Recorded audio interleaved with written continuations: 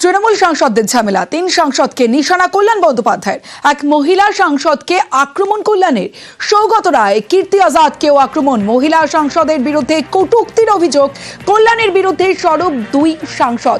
পাল্টা 2 সাংসদকে নিশানা করেছেন কল্যাণ বন্দ্যোপাধ্যায়।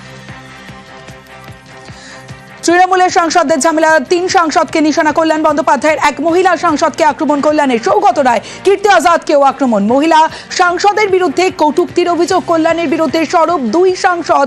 পাল্টা 2 সাংসদকে নিশানা কল্যাণের। গোলমালের সূত্রপাত ইলেকশন কমিশনে স্মারকলিপি দেওয়ার দিন। গত শুক্রবার 4 এপ্রিল তৃণমূল সাংসদরা গিয়েছিলেন, আর সেই স্মারকলিপিতে ওই মহিলা সাংসদদের নাম ছিল না কেন, এই প্রশ্নে চিৎকার শুরু করেন বলে কল্যাণের অভিযোগ। এমনকি বিএসএফ জওয়ানদের ডেকে গ্রেফতারের হুমকি দেওয়া হয় বলেও অভিযোগ। আমি তো চাই মিডিয়া হোক, কত বড় অসভ্য আমার দাঁড়িয়ে আমাদের একজন মহিলা এমপি বলছে আমার নাম নেই কেন, আমাকে দিয়ে সিগনেচার কালেক্ট করা হয়নি কেন। দেন সি শাউটেড যে ডেলিভারিলি আমাদের সিগনেচার করে না। I want don't quarrel me, আমার সঙ্গে ঝগড়া করুন না। Then she was shouting at a top level, I was also shouting. In the meantime সেই ভদ্রমহিলা দৌড়ে চলে গেলেন বিএসএফ কে গিয়ে বলছে অ্যারেস্ট নাই এমপি অ্যারেস্ট। ভাই আমি 40 বছর রাজনীতি করছি, আমি শুধু আদানি আর মোদির বিরুদ্ধে লড়ি না, আমি সবাইকার বিরুদ্ধে লড়ি। সেই মহিলার আর কোনো ইস্যু নেই মহিলা এমপি, একটি আদানি আর একটা নরেন্দ্র মোদী। অন্য বিজেপির কোনো নেতাকে চ্যালেঞ্জ করে না, পশ্চিমবঙ্গের কোনো নেতা সম্বন্ধে কিছু বলে না। আমার মতো একজন লোককে বলছি জেলে ঢোকাও, বলেছে অশালীন শব্দ ব্যবহার, এটা মিথ্যে কথা সম্পূর্ণ।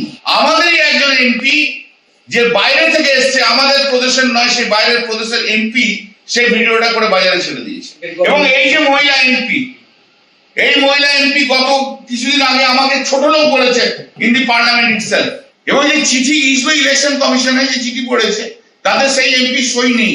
সেদিনকে জানিয়েছি, ডিরেক্ট জানিয়েছে, সুবিধা জানিয়েছে, সুবিধাকেও আমি জানিয়েছি। দল যদি বলবেন ছেড়ে দিয়ে চলে যাব, কিন্তু এইসব অসভ্য মহিলা এমপিকে সহ্য করবো না। There is limit of the things. পার্টিকে লজ্জায় ফেলেছে।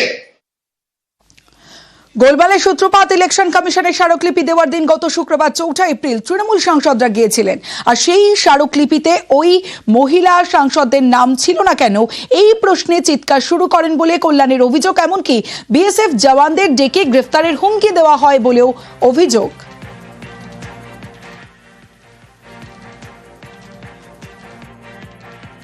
আমি নিশ্চয়ই প্রিয়রঞ্জন দাস মুন্সির ঘনিষ্ঠ ছিলাম, কিন্তু আমি 2001 থেকে একটা না, আমি মমতা ব্যানার্জির পার্টিতে রয়েছি। এবং তার আগে যখন মমতা ব্যানার্জি কংগ্রেসে ছিলেন, 93-এর 21শে জুলাই কল্যাণকে কোথাও দেখিনি। আমি কিন্তু পার্টির সঙ্গে ছিলাম। আমার কল্যাণের থেকে সার্টিফিকেট নেবার দরকার নেই।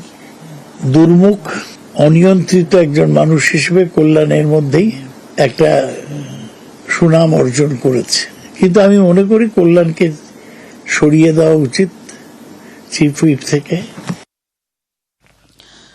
ইলেকশন কমিশনে স্মারকলিপি দেওয়ার দিন গোলমালের সূত্রপাত গত শুক্রবার 4 এপ্রিল তৃণমূলের সাংসদরা যখন গিয়েছিলেন, সেই স্মারকলিপিতে ওই মহিলা সাংসদদের নাম ছিল না কেন, এই প্রশ্নে চিৎকার শুরু করেন বলে কল্যাণের অভিযোগ।